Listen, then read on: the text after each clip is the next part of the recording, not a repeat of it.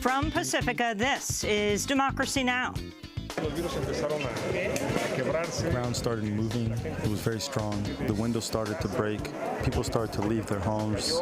This building in front collapsed. Where more than 200 people are dead and hundreds more missing after a massive earthquake.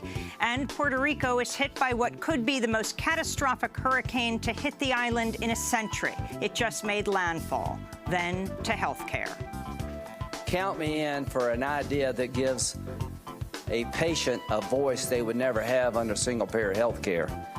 We'll go to Washington, D.C. for more on the Republicans' last-ditch effort to repeal and replace the Affordable Care Act. Then we look at the military crackdown on Muslim Rohingyas in Burma. Because Myanmar has refused access to human rights investigators, the current situation cannot yet be fully assessed, but the situation remains or seems a textbook example of ethnic cleansing. And we go to Havana, Cuba, where the officials have slammed Trump's attack on Cuba during his address at the UN General Assembly, saying Trump's comments are disrespectful, unacceptable, and meddling. All that and more coming up. Welcome to Democracy Now!, democracynow.org, The War and Peace Report. I'm Amy Goodman. In Mexico, a massive 7.1 magnitude quake struck 100 miles southeast of Mexico City Tuesday, collapsing dozens of buildings around the capital city, trapping school children, workers, and residents beneath the rubble. The government says this morning at least 17 people are dead, but that number is expected to rise as rescuers with sniffer dogs work to cut through collapsed structures. Among the dead are at least 21 students at a primary school in southern Mexico City and 15 worshippers who died during a Catholic mass when the earthquake triggered an eruption at a volcano southeast of the city. The disaster struck just hours after an earthquake preparedness drill held to mark the 32nd anniversary of the 1985 earthquake that killed 5,000 people. It came less than 2 weeks after the most powerful earthquake in a century struck near the coast of the southern state of Oaxaca, killing at least 90 people and leveling thousands of homes. In the Caribbean, Hurricane Maria struck the U.S. territory of Puerto Rico this morning as a major Category 4 storm, the most powerful hurricane to make landfall there since 1928. The eye of the storm made landfall on the island south, is headed for the capital, San Juan, home to 400,000 people. Overnight, Maria lashed the U.S. Virgin Islands, threatening to turn rubble and debris left over from Hurricane Irma into deadly projectiles. In Dominica, where Maria struck late Monday, over 90% of buildings were left damaged or destroyed in what the country's prime minister called mind-boggling devastation. We'll have more on Hurricane Maria and the earthquake in Mexico after headlines. President Trump gave his first address to the UN General Assembly Tuesday, boasting about the size of the U.S. military, threatening to withdraw from the Iran nuclear deal, hinting at intervention in Venezuela, and threatening to totally destroy North Korea.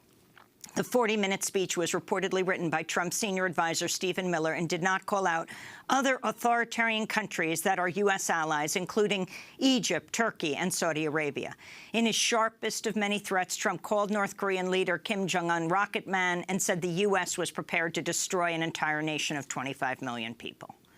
The United States has great strength and patience, but if it is forced to defend itself or its allies, we will have no choice but to totally destroy North Korea. Rocket Man is on a suicide mission for himself and for his regime. North Korea's ambassador walked out of the General Assembly just as Trump took the podium. Iran's government condemned Trump's remarks as shameless and ignorant, while Venezuelan President Nicolas Maduro said from Caracas, Trump is the, quote, new Hitler of international politics. Trump's UN speech came a day after the U.S. Senate voted 89-8 to approve a $700 billion bill to fund U.S. wars and the Pentagon. The National Defense Authorization Act for fiscal year 2018 would boost military spending by $80 billion annually, far more than the $54 billion increase President Trump asked for. Critics note the spending boost is nearly double the cost of a bill sponsored by Vermont Senator Bernie Sanders that would make public colleges and universities in the U.S. tuition-free. In Syria, at least 3 hospitals were hit by airstrikes Tuesday in the rebel-controlled province of Idlib, killing medical workers and cutting off access to health care for thousands of residents. Residents blamed either Russian or Syrian warplanes for the attacks. Meanwhile, the battle continues in Raqqa, where the local journalistic monitoring group Raqqa is being slaughtered silently. Reports U.S.-led coalition airstrikes have struck the Al-Shamati Mosque and a college in Raqqa in recent days. In Nigeria, the United Nations is warning of a new cholera outbreak in Borno State that's killed at least 44 people and sickened 2,300 other people. The UN says the waterborne disease is spreading rapidly due to squalid conditions in camps for the 1.8 million people who've been displaced by fighting between the Nigerian government and Boko Haram. The new outbreak comes as the World Health Organization says the number of cholera cases in Yemen has reached 700,000, with some 40,000 suspected infections in the last week alone. And health groups warn Haiti could face new cholera cases due to flooding from Hurricanes Irma and Maria. In Burma, the country's de facto leader and Nobel laureate Aung San Suu Kyi broke her silence Tuesday on the plight of the Rohingya Muslim minority after more than 400,000 Rohingya refugees crossed into neighboring Bangladesh in recent weeks, fleeing government-sponsored violence. During her address, Aung San Suu Kyi refused to criticize the Burmese military, which the United Nations has called a, quote, textbook example of ethnic cleansing. I understand that many of our friends throughout the world are concerned by reports of villages being burned and of hordes of refugees fleeing. There have been no conflicts since the 5th of September and no clearance operations. We too are concerned. We want to find out what the real problems are. There have been allegations and counter-allegations, and we have to listen to all of them. And we have to make sure that these allegations are based on solid evidence before we take action. In response, Amnesty International said in a statement, quote, Aung San Suu Kyi today demonstrated she and her government are still burying their heads in the sand over the horrors unfolding in Rakhine State. At times, her speech amounted to little more than a mix of untruths and victim blaming, unquote. We'll have more on the crisis in Burma later in the broadcast. Turkish President Recep Tayyip Erdogan says President Donald Trump called him last week to apologize after a grand jury indicted 15 members of Erdogan's security detail on felony charges for attacking a group of peaceful protesters in Washington, D.C. last May. Video from the scene shows President Erdogan looking on during the assault outside the Turkish ambassador's residence in D.C., which came just after Erdogan was welcomed to the White House by President Trump. This is President Erdogan speaking with PBS NewsHour. I'm very sorry about that. Actually, President Trump called me about a week ago about this issue. He said that he was sorry, and he told me that he was going to follow up on this issue when we come to the United States within the framework of an official visit. The protesters were insulting us, and they were screaming and shouting. The police failed to intervene properly. It's not clear if Erdogan gave the order for the attack, which left 9 anti-Erdogan protesters hospitalized. In privacy news, the credit monitoring company Equifax has admitted a security failure left personal information for 143 million people exposed to hackers last March in a data breach separate from one reported earlier this month. The latest breach involves employee tax records and threatens to spawn a rash of phony tax returns as identity thieves may seek to steal tax returns. Public filings show Equifax spent $1.1 million last year and over $500,000 so far this year, lobbying Congress for legislation that would limit the amount Equifax would be forced to pay over data breaches. And in New York City, 3 Democratic members of Congress were among 10 activists arrested at a nonviolent civil disobedience action outside Trump Tower Tuesday as they protested President Trump's plan to rescind DACA, an immigration program that shields 800,000 young immigrants from deportation. Among those arrested, Congress members Luis Gutierrez of Illinois and Raul Grijalva of Arizona.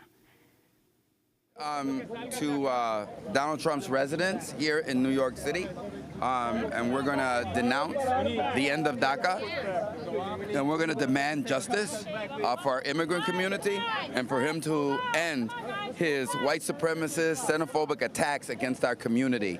Because you have to make the point. The point is that we need a Clean Dream Act, and we need it to be done immediately, and there's urgency to it. Right, we are here united. We are not going to stand for bigoted policies that rip our families apart. That is not what this nation is about, and that is not what this nation supports. That last voice was Melissa Mark Viverito, Speaker of the New York City Council, who was arrested as well, along with Congressman Adriano Espaillat of New York during the nonviolent civil disobedience action outside Trump Tower. To see Democracy Now!'s full report on Tuesday's protest in support of DACA and undocumented dreamers, to see our full interview with Luis Gutierrez in our studio, visit DemocracyNow.org. And those are some of the headlines. This is Democracy Now!, DemocracyNow.org, The War and Peace Report. I'm Amy Goodman. And I'm Juan Gonzalez. Welcome to all of our listeners and viewers around the country and around the world. We begin today's show in Mexico, where a massive 7.1 magnitude quake struck 100 miles southeast of Mexico City Tuesday, collapsing dozens of buildings around the capital city and trapping school children, workers, and residents beneath the rubble. At least 217 people are dead and hundreds more are missing. Among the dead are at least 21 students at a primary school in Mexico City and 15 worshipers who died during a Catholic mass when the earthquake triggered an eruption at a volcano southeast of the city. The disaster struck just hours after residents participated in an earthquake preparedness drill held to mark the 32nd anniversary of the 1985 earthquake that killed 5,000 people. Tuesday's quake follows another earthquake less than 2 weeks ago, which killed at least 90 people and leveled thousands of homes after it struck near the coast of the southern state of Oaxaca. For more, we go directly to Mexico City to speak with Laura Carlson, director of the Mexico City-based Americas program of the Center for International Policy. Laura, thanks so much for taking time to speak to us. I know you yourself had to relocate. Can you describe the scene in Mexico City?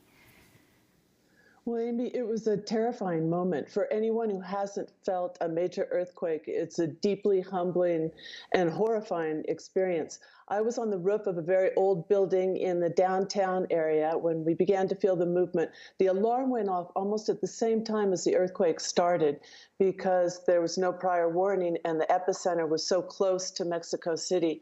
So we had to go down 2 flights of fire escape type stairs. We didn't know if we could hold on. It was swaying so heavily.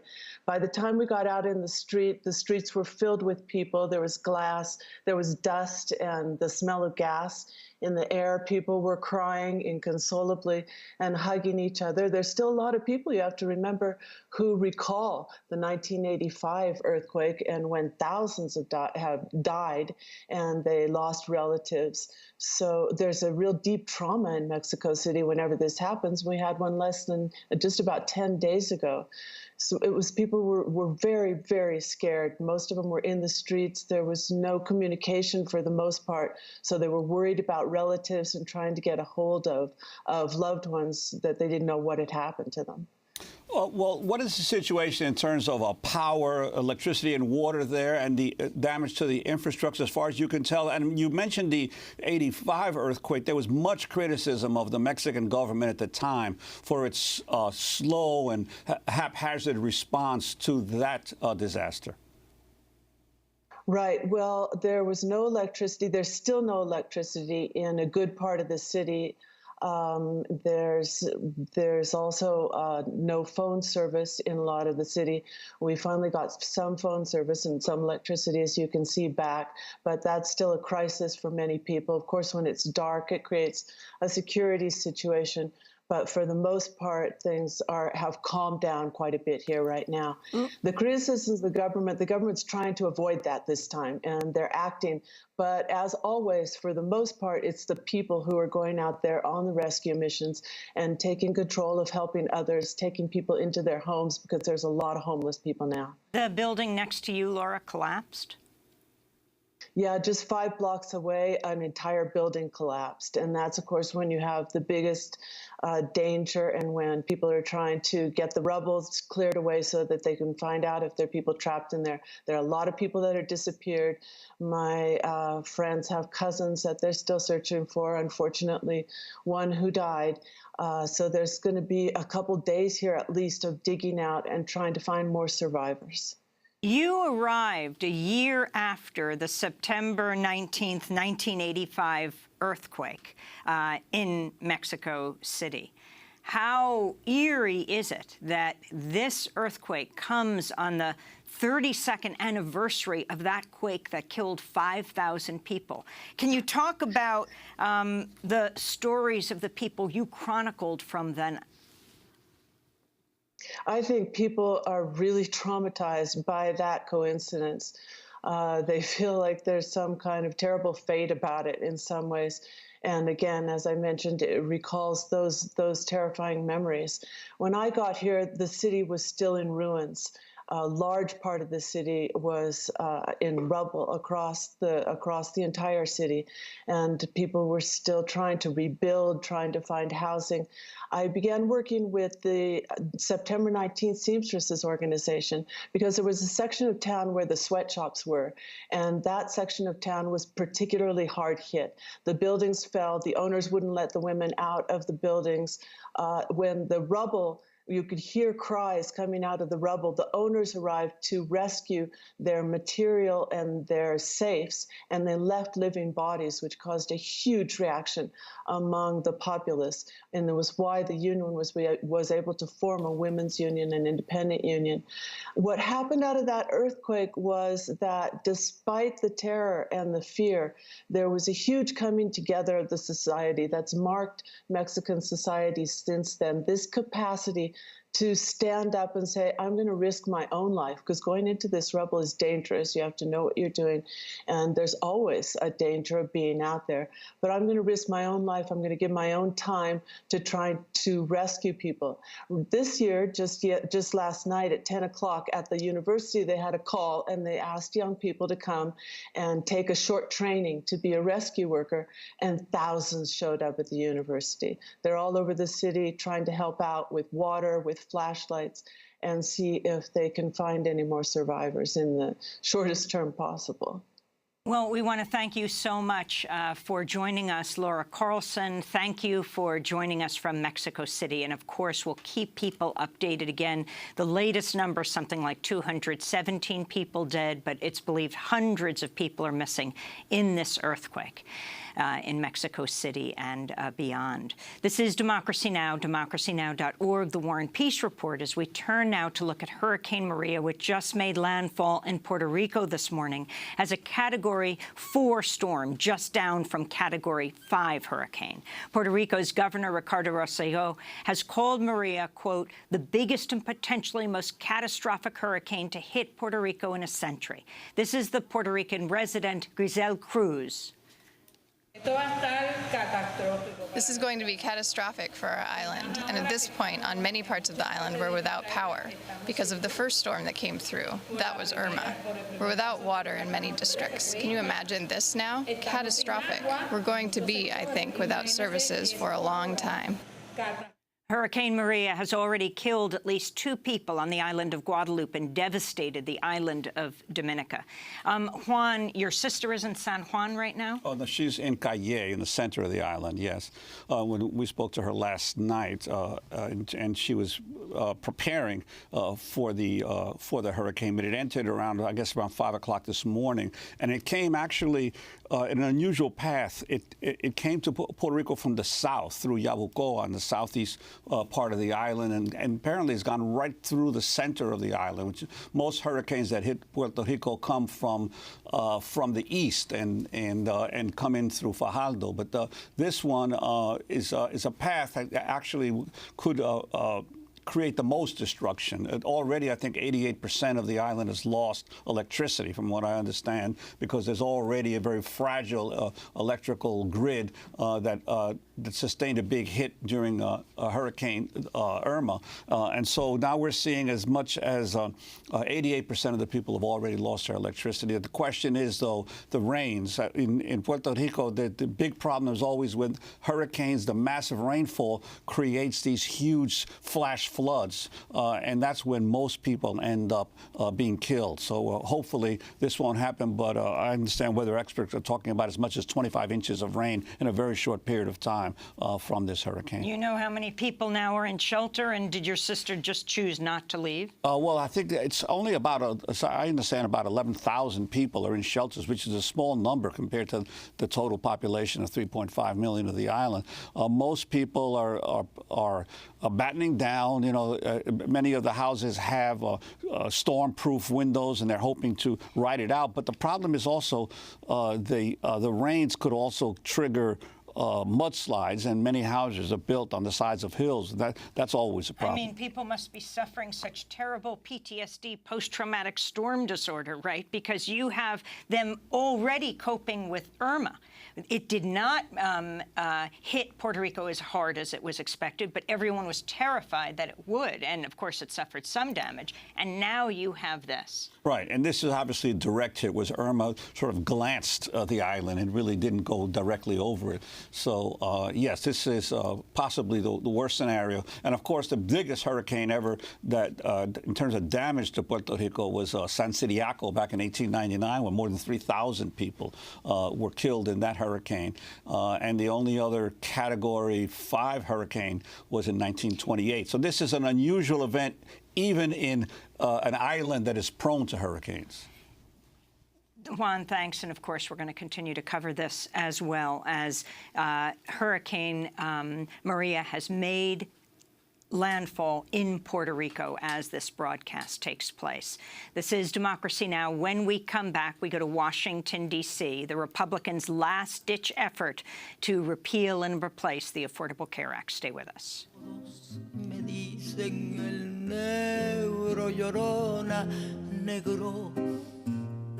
Pero cariñoso, todos me dicen el negro llorona, negro pero cariñoso. Yo soy como el chile verde, llorona picante, pero sabroso. Yo soy como el chile verde, llorona picante, pero sabroso. Ay, de mi llorona, llorona, llorona, y llévame al río. Ay, de mi llorona, llorona, llorona, y llévame al río. La Llorona, The Weeper by Chavela Vargas. This is Democracy Now!, democracynow.org. The War and Peace Report. I'm Amy Goodman with Juan Gonzalez. Well, we turn now to Senate Republicans' last-ditch effort to repeal and replace the Affordable Care Act. Vice President Mike Pence and other Trump administration officials spent Tuesday on Capitol Hill lobbying Republican senators to support the latest health care plan. It's known as the Graham-Cassidy bill, and after its main architects, Bill Cassidy of Louisiana and Lindsey Graham of South Carolina. The Center on Budget and Policy Priorities says the Graham-Cassidy bill would cause many millions of people to lose coverage, gut Medicaid, eliminate or weaken protections for people with pre-existing conditions, and increase out-of-pocket health care costs to individuals, all while showering tax cuts on the wealthiest Americans. As the New York Times editorial board wrote in a piece published Tuesday, quote, "It is hard to overstate the cruelty of the Graham-Cassidy bill." On Tuesday, late-night comedian Jimmy Kimmel railed against the Republican health care bill. Now, I don't know what happened to Bill Cassidy, but when he was on this publicity tour, he listed his demands for a health care bill very clearly. These were his words. He said he wants coverage for all, no discrimination based on pre-existing conditions, lower premiums for middle-class families, and no lifetime caps. And guess what? The new bill does none of those things. And this guy, Bill Cassidy, just lied right to my face. Do you believe that every American, regardless of income, should be able to get regular checkups, maternity care, et cetera, all of those things that people who have health care get and need? Yep. So yep is Washington for nope. Stop using my name, okay, because I don't want my name on it. There's a new Jimmy Kimmel test for you. It's called the lie detector test. That's the late-night comedian Jimmy Kimmel, who, to say the least, does not find health care funny, with his infant baby son born with heart disease. And he's made this one of his most important issues, just returning to late night to talk about this bill. An administration official told CNN Tuesday President Trump is prepared to sign the Graham-Cassidy bill if it reaches his desk. But first, Republican senators have to muster enough votes to pass the bill by September 30th, when a deadline allowing the Senate to pass the legislation by a simple majority expires. As our next guest writes, they're close, but close only counts in horseshoes and hand grenades. Alice Ollstein is the politics reporter at Talking Points Memo, focusing on health care. Her recent piece is headlined "Where Things Stand with the Senate's Last-Ditch Obamacare Repeal Push." Okay, Alice, where do they stand? Well, like I said, they are close, but I think we should take with a grain of salt that the people saying, oh, we're extremely close, are the authors of the bill themselves. And I think they are assuming that everyone who voted for this previous effort to repeal the Affordable Care Act, the so-called skinny repeal bill, will vote for this bill. But there's a key difference. The skinny repeal bill was pitched as simply a way to advance the process, to get to conference with the House, and to keep making tweaks and improving it. This is presented as a final bill. And like you said, the clock is ticking. They have to finish this by the end of the month if they want to use the 50-vote threshold. So this is it, and I think that some senators will be scared away by that.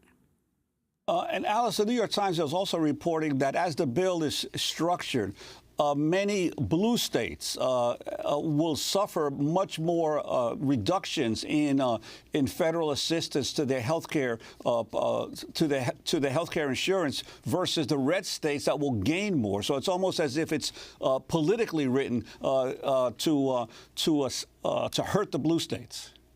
That's right. And while pitting states against each other may succeed in the Senate, that is a much heavier lift in the House, where you have representatives of both parties representing a single state. And you already have some New York Republicans speaking out saying, hey, this is really bad for our constituents. I'm pretty nervous about this.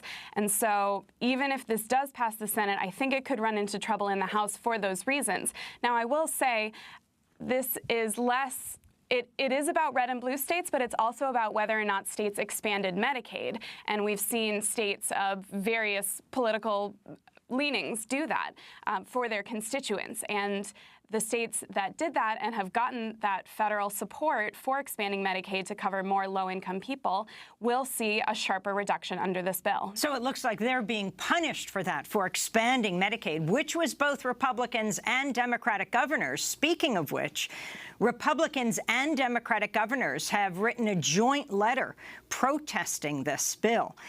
You've got, like, John Kasich in Ohio.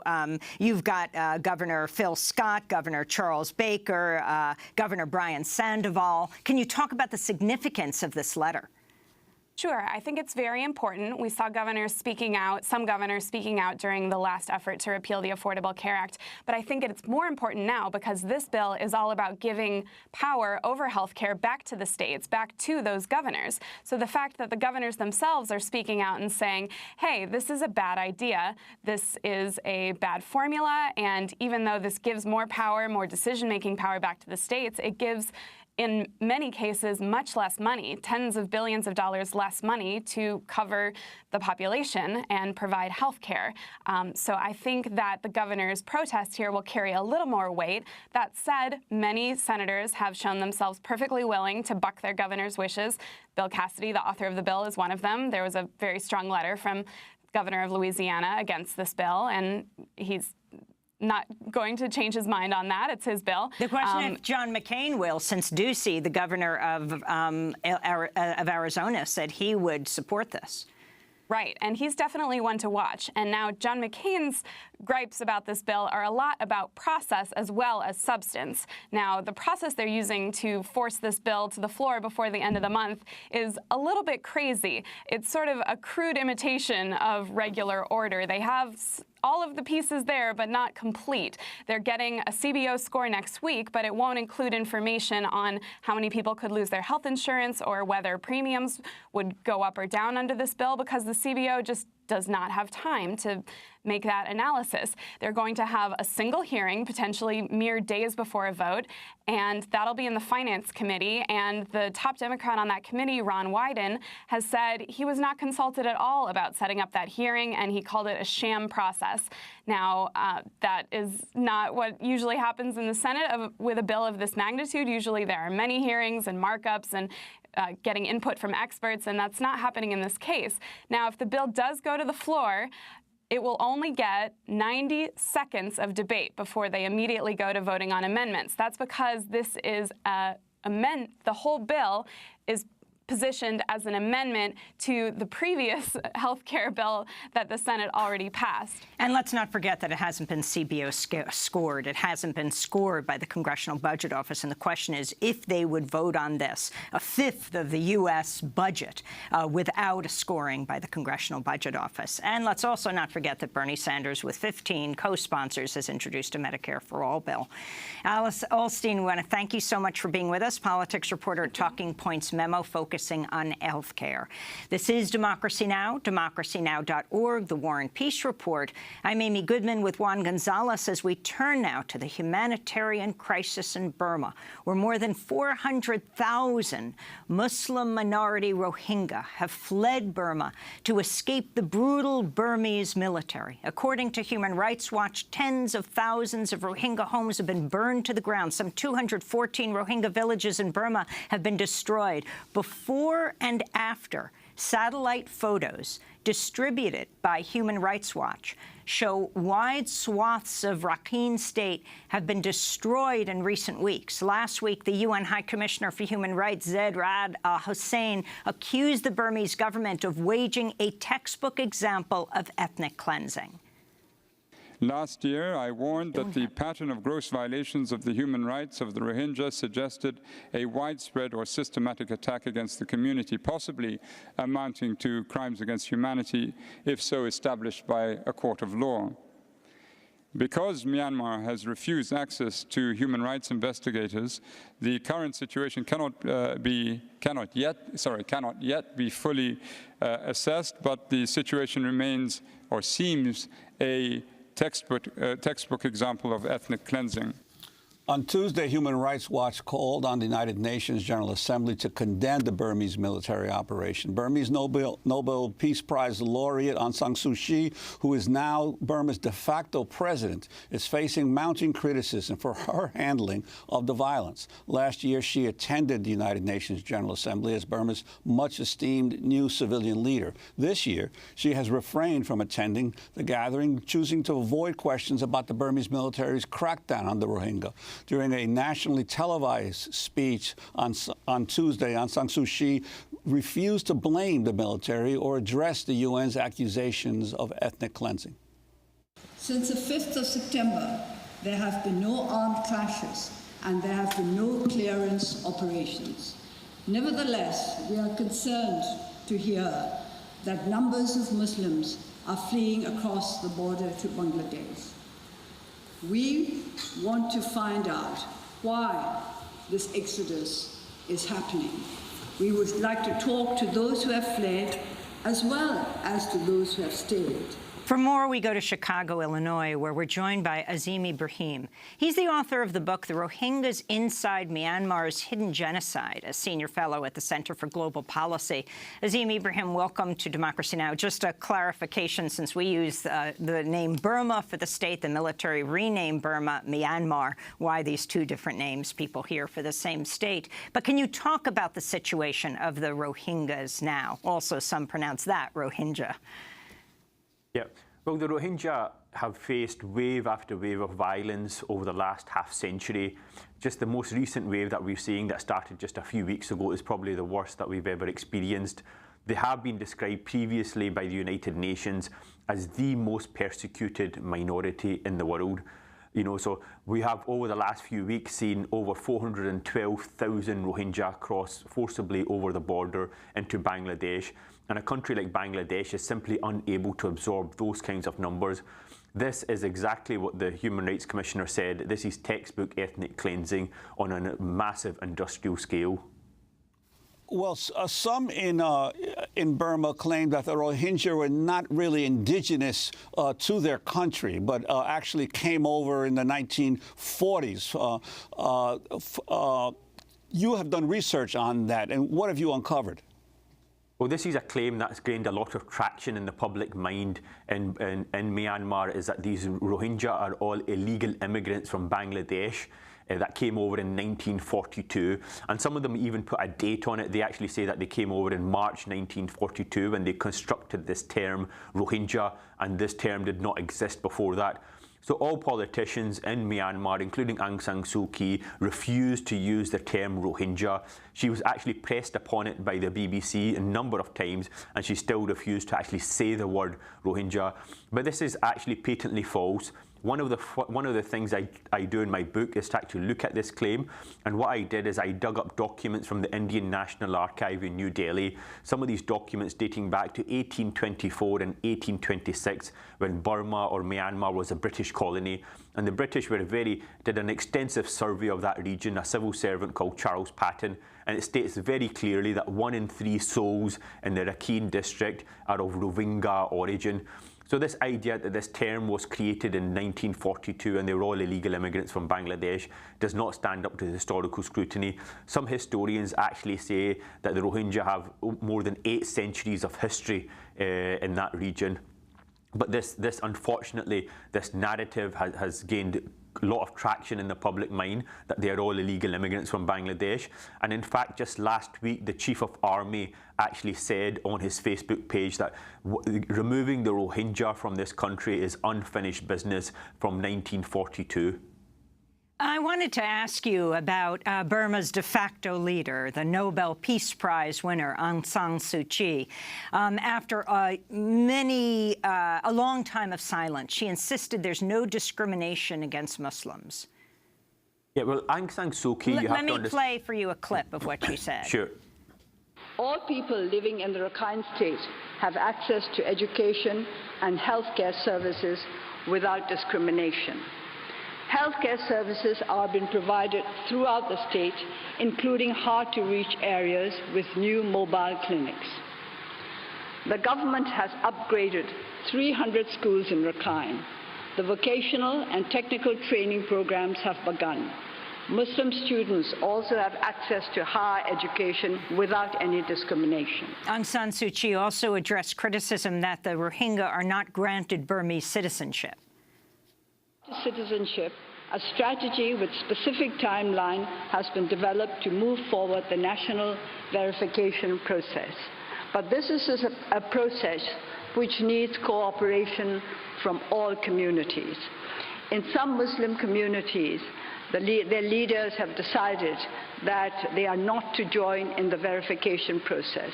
We would appreciate it if all friends could persuade them to join in the process because they have nothing to lose by it. Azim Ibrahim, could you explain this verification process, but also talk about the significance of Aung San Suu Kyi? A number of Nobel Peace Prize winners have called for her Peace Prize to be revoked. Well, Aung San Suu Kyi has simply evolved from a peace campaigner into a full-time politician now. And she has simply made a political calculation that the issue of the Rohingya is simply not worth utilising any political capital over. There is simply no point in her alienating the military or the extreme Buddhist clergy. She has went through immense sacrifice and immense struggle to get to where she is. This is her life's work. To become leader of our country, and she's not willing to give that up for the human rights of this minority group. But the clip that you just played in terms of the Rohingya having access to healthcare, education, and a verification process for citizenship, All of those are patently false. I have visited those camps myself.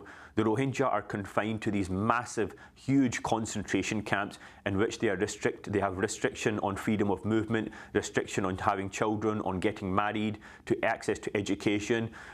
This idea that they have access to healthcare is just totally untrue.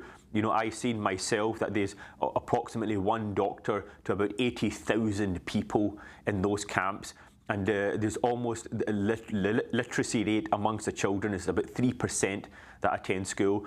And this verification process that she actually refers to is from 1993, and it is so complex and absurd in that every Rohingya has to demonstrate that it's crossed the border into Bangladesh, has to produce papers as to where they crossed the border from the Bangladeshi authorities, which they obviously can't as refugees. Then they have to demonstrate where they've actually lived in Myanmar, which they can't because they've all been burnt down, all their houses.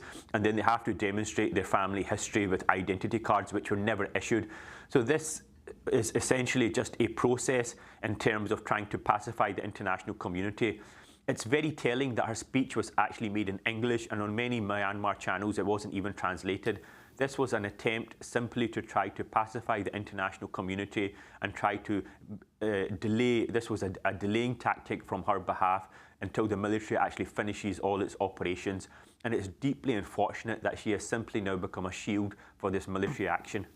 Well, the Rohingya then are in effect stateless people. They have neither citizenship in Myanmar or any place else, right?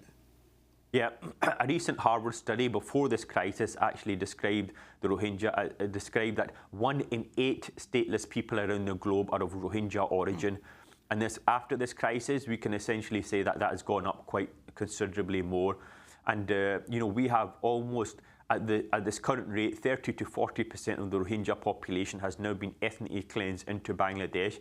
And on the current trajectory, we can expect the entire population to be ethnically cleansed by the end of the year. So there'll probably be no more Rohingya in Myanmar itself. And the probability of them coming back is almost zero. You know, their houses have been completely destroyed. And now the Myanmar authorities and military have been mining the border to ensure that those Rohingya that have crossed into Bangladesh can never come back. More than 420,000 people have signed a petition calling on the Nobel Committee to revoke Aung San Suu Kyi's Peace Prize.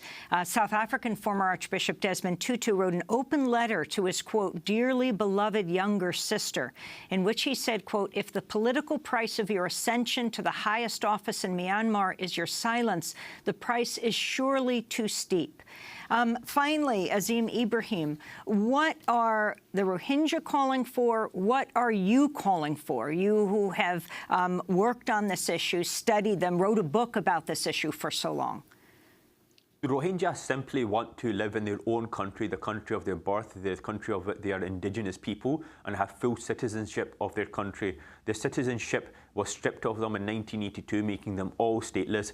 Their requirements aren't very significant. They are essentially amongst the poorest of the people you'll ever come across. There's hardly anybody amongst them with even a basic education. They've all been fishermen and farmers. They are completely powerless people. The UN not only described them as the most persecuted minority in the world, they also described them as the most friendless people in the world because there's simply nobody advocating them for them at any level on the international stage, and they simply just want to be citizens of their own country and live their lives as normal people. We want to thank you so much for being with us, Azim Ibrahim, author of the book, The Rohingyas Inside Myanmar's Hidden Genocide. He's a senior fellow at the Center for Global Policy, speaking to us from Chicago. This is Democracy Now! When we come back, President Trump hit hard against a number of countries, including Cuba, in his speech before the UN General Assembly. We're going to go to Havana to get response and also talk about a new film that's out. It's called Embargo. Stay with us. Para que solo tú le retoses, para romperla luego de amar.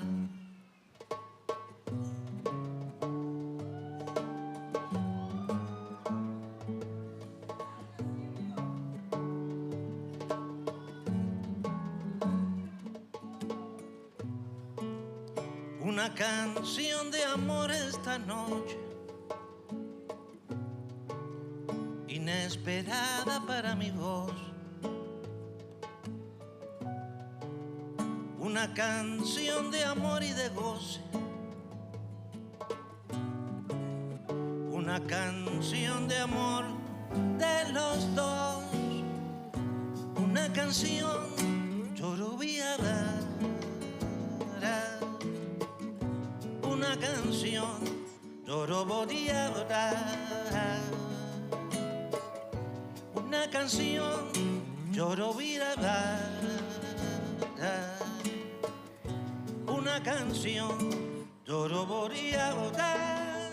Cuban legend Silvio Rodriguez singing live at Central Park's Summer Stage last week. To see more of his performance, you can go to democracynow.org. This is Democracy Now!, democracynow.org, The War and Peace Report. I'm Amy Goodman with Juan Gonzalez. Well, we end today's show by looking at the United States and Cuba. On Tuesday, speaking to the United Nations General Assembly, President Trump railed against the Cuban government and said the U.S. would not lift its sanctions against Cuba.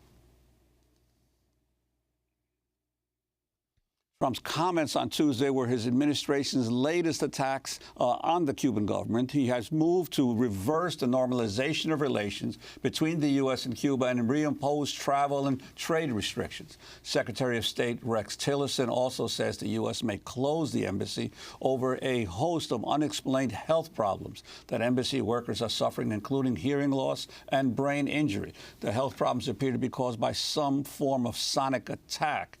Cuban officials deny any involvement in the apparent sonic attack and are cooperating with U.S. officials to investigate the incidents. I want to play now, we have it now, the Trump speaking on Tuesday at the General Assembly. The United States has stood against the corrupt, destabilizing regime in Cuba and embraced the enduring dream of the Cuban people to live in freedom. My administration recently announced that we will not lift sanctions on the Cuban government until it makes fundamental reforms. For more, we go directly to Havana, Cuba, to speak with attorney Jose Pertierra. He represented Elian Gonzalez in 2000-2001, also represented the Venezuelan government in its efforts to extradite Luis Posada Carriles. Well, right now, can you talk about this latest comment of President Trump and the response of Cuban officials in Havana, where you are?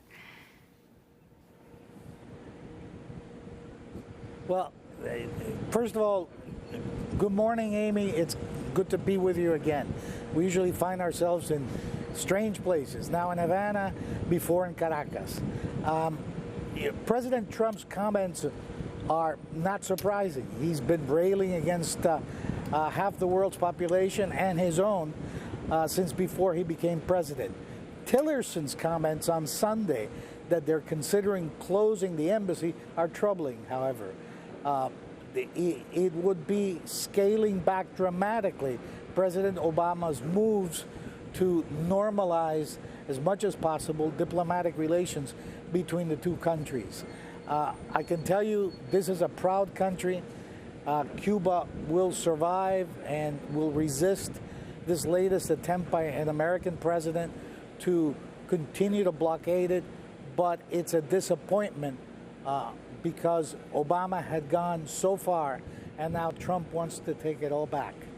We don't know the extent to which Trump is going to reverse the executive order of President Obama trying to normalize relations, though, with Cuba. They've just said they're working on it, whatever that means. But if you could also comment on the sonic attack and what you understand has taken place. So many people in the U.S. Embassy sickened by, well, it's not clear what. Well, Amy, you know, the sonic attack, nobody seems to know what was used to cause these hearing problems on the part of American diplomats. I can tell you every time I come back from Cuba, I'm half deaf because we in Cuba seem to yell at each other all the time. We can't speak in a normal tone of voice. But more seriously, there have been attempts it is Americans over the and years Canadians on the part of some people. Correct, Americans and Canadians. There have been attempts over the years by some people to scuttle good relations between the two countries. For example, in 1976, there were secret negotiations going on between the Ford administration and the Cuban government. And we know that some Cuban exiles engaged in the worst year of terrorism against Cuba because they wanted to provoke the Cuban government into a response and for a rupture to those secret negotiations. I wouldn't be surprised if anybody was involved in these attacks. It would be somebody in Miami or somebody in the United States who didn't want normal relations between the two countries. I would be absolutely shocked if it was the government of Cuba. And, you know, President Raul Castro has even invited the FBI to come here. He's talked to the American ambassador, De Laurentiis. This is unprecedented, and it means that Raul is as baffled as American health authorities about this whole thing. Well, we want to also look at a new documentary about the U.S.-Cuba relations. It's called Embargo, and it's premiering this week in New York. This is a clip of the trailer. It begins with Robert F. Kennedy Jr., the nephew of former President John F. Kennedy and the son of Robert Kennedy. When the missile crisis came, my father spent most of the 13 days in the White House, and he said that we had to be good soldiers and show up at school, that if there was a nuclear war, that none of us would want to be around afterwards. Each small mistake could bring us to the confrontation. As my father repeated, if we lose control, we will not be in charge. Dad virtually told me nothing about Cuba. When Castro came in to overthrow Batista, my father must have been pretty thrilled, actually, you know, because he could remember Batista was not such a great guy. We've been lied to since 1959 about Cuba, and we're still being lied to today. This unholy alliance between Nixon, the mafia, and the CIA still impacting us today. At no time has the CIA engaged in any political activity that was not approved at the highest level. We made it United States policy to assassinate Fidel Castro. Wow. This is not what we bargained for. We just thought we were going to get rid of a corrupt government. That last voice, Anne-Louise Bardak, the well-known reporter who's covered Cuba for years. For more, we're joined by Jerry Rice, director of the documentary Embargo, and still with us in Havana, Cuba, is attorney Jose Pertira. Jerry, welcome to Democracy Now! The film just opened in L.A., now in New York. Why did you do this? And talk about what these what the people in that film clip are saying about this 50-year history, more than that. Well, first of all, I went to Cuba originally in 2002 with Senator Cantwell and a group of women from the University of Washington. And I'm an American that grew up during the Cuban Missile Crisis generation and the assassination of President Kennedy. And those were, you know, hidden scars that I didn't really understand that I had until the day that I met Fidel Castro in Havana. And after I met Fidel Castro, what he said to our group of women, which was kind of shocking to me as an American, he said, I tried to create a utopia and I did not succeed, and I don't have time to fix it. And I saw the humility of this man that I had for my entire life thought was a monster, and this country that I was terrified of. And I saw a very different view of that when I went. And Americans aren't really allowed to go to Cuba in a traditional sense. And I came home from that trip and met the people that are in my film, Bobby Kennedy Jr., Khrushchev's son, Jose Pertira, Colin Powell's chief of staff, Colonel Wilkerson, Nikita Khrushchev's son. Nikita Khrushchev's son, Sergei Khrushchev. And what Lucy Arnaz, Desi Arnaz's daughter. It's kind of a father-son, daughter story. It's a generational story, pretty much aimed at younger people. What's Desi Arnaz's involvement? Well, what's really interesting about Desi Arnaz is we all think it started in 1959. He escaped Cuba in 1933 under Batista because his family was in the government, and they tried to murder him. They burned his farm. They burned everything. He came to this country, like the Cubans that came in '59, with nothing, and built up, you know, what we fell in love with as the I Love Lucy show. Well, your film explores that. You mentioned Batista, explores the connection between Batista and Richard Nixon and the CIA. What did you find out? Well, first of all, I found out there's a link through our American history between the assassination of Kennedy, between Watergate, Iran-Contra, all the way up to today. And if you unpeel the onion that is the history between the United States and Cuba, you're going to find a lot of the links to why we are where we are in the world today. And the end of the film does address, Marco Rubio and President Trump rolling back the history, back to basically 1962, where we're again talking about nuclear war. And what has changed? What about Richard Nixon? And we know about the Kennedys. What's Richard Nixon's involvement here? Well, Richard Nixon was very close to the Bush family. And when he originally was, the vice president, Fidel Castro had come to the United States in 1960 to meet with Eisenhower, and Eisenhower refused to meet him, according to Bobby Kennedy Jr., because he had a golf game. So he gave him to Richard Nixon, and Richard Nixon, refused any assistance to Castro and to help the revolution go forward after Batista had left the country with $400 million and left them completely broke. And so Richard Nixon's history, all the way through to Watergate, he worked with Bibi Rebozo, and they had a bank in Miami where they were laundering money. I mean, there was so much corruption and bribery between the mob, the CIA, and Richard Nixon. And you really get the basis. There's a great book that's an author in the movie, Lamar Waldron, that does Watergate, The Secret History. And when you go back, Watergate was not about what we thought it was about a dossier that Fidel Castro had given to the Chilean government, and it was about the assassination attempts on his life. And when you talk about the Bay of Pigs, which Bobby Kennedy in the movie says that Richard Nixon was the author of, and then you talk later about that Bay of Pigs thing that Richard Nixon talks about in Watergate, they're connected. And the assassination attempts and the CIA, and it's a very complicated story that it took me 14 years to tell in the film Embargo. I wanted to go back to Jose Pertira, who's joining us from Havana, Cuba. The significance of what Jerry Rice found in Embargo and that history in terms of where we are today.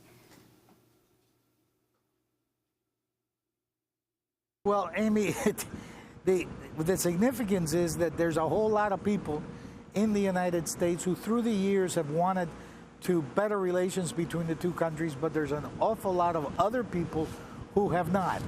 Right now, Cuba has suffered from a terrible hurricane, for example. What Cuban Americans should be doing is helping the Cuban people. What the American people should be doing, instead of making accusations against Cuba, it should be offering an olive branch, as good neighbors do, as Cuba did with the governments of the islands of the Caribbean who suffered from the same hurricane. But we see a president in the United States who seems to have more enemies than you can shake a stick at. He's the enemy of most of the world and a good part of his own population. He's accusing the Cuban government of corruption. There's not a shred of evidence that that's true, but there's a whole lot of evidence that he and his cronies are the ones that are corrupt. So I would hope that the American people resist the Trump administration, get rid of it, and get somebody sane in the White House again. Is there someone in these last seconds that he is responding to that even the conservative Cuban community, especially young people, are against the embargo, want to open up relations? Who is he responding to, President Trump? Well, there are 5 congressmen that are Cuban Americans who respond to the interests of the moneyed classes in Miami. And Trump has seemed to have ceded his policy in Latin America to the ideas of Marco Rubio, Senator Rubio, who everyone agreed when he was running for president was nothing more than an empty suit.